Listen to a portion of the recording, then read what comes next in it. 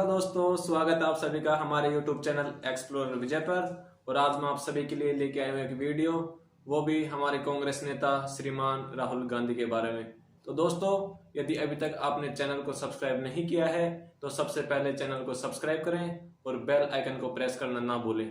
तो दोस्तों, मैं श्रीमान राहुल गांधी के बारे में बात करता हूँ तो उनका जन्म 19 जून 1970 में गांधी परिवार के यहाँ हुआ था।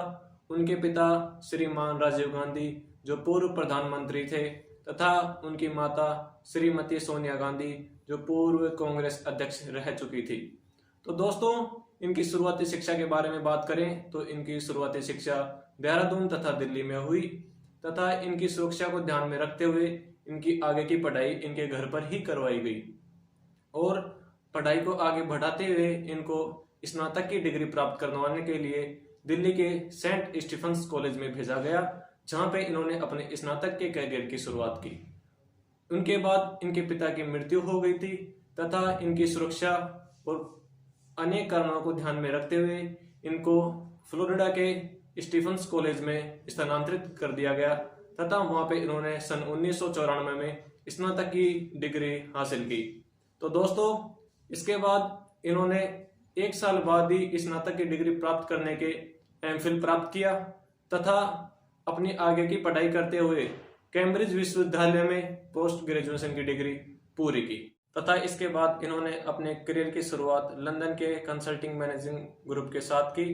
और वहां पर काम करने के कुछ समय बाद ही ये भारत लौट आए और भारत लौट आने के बाद ये मुंबई में अपने बैकअप्स सर्विसेज लिमिटेड की घोषणा की तथा इसके कुछ समय पश्चात ही ये राजनीति में उतर आए और राजनीति में सन 2004 में अमेठी में हुए आम चुनावों में इन्होंने जीत हासिल की तथा सन 2009 और 2014 में हुए अमेठी के चुनाव में ही इन्होंने निर्वाचन क्षेत्र में अपनी जीत हासिल की।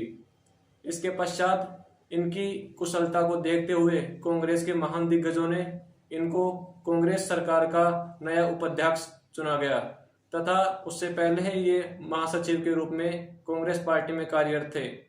सन 2014 के हुए आम चुनाव में इन्होंने कांग्रेस सरकार का नेतृत्व किया तथा उन्होंने सन 2014 में ही कांग्रेस सरकार के इतिहास का सबसे बड़ी हार का सामना करना पड़ा।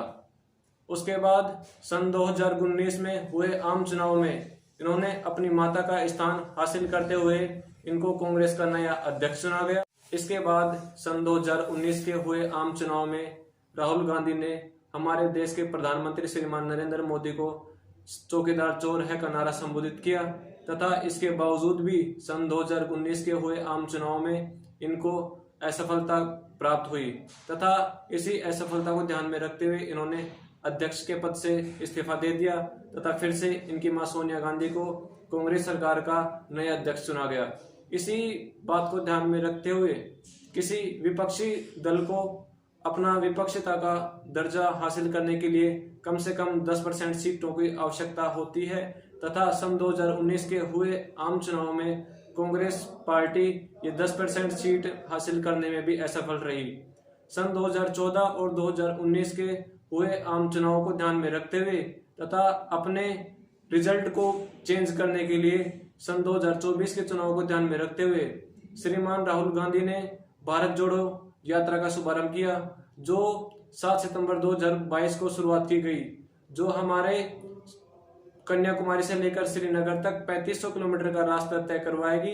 तथा इस यात्रा को पूरी करने का समय लगभग 5 महीने लगेगा। तो दोस्तों, मैं आपको इस यात्रा का मुख्य उद्देश्य बताता हूँ। इस यात्रा को करने के लिए राहुल गांधी का मुख्य उद्देश्य हमारे भारत के देशवासियों को जोड़ना तथा उनकी समस्याओं को सुनना और आने वाले समय में उनकी समस्याओं का समाधान करना है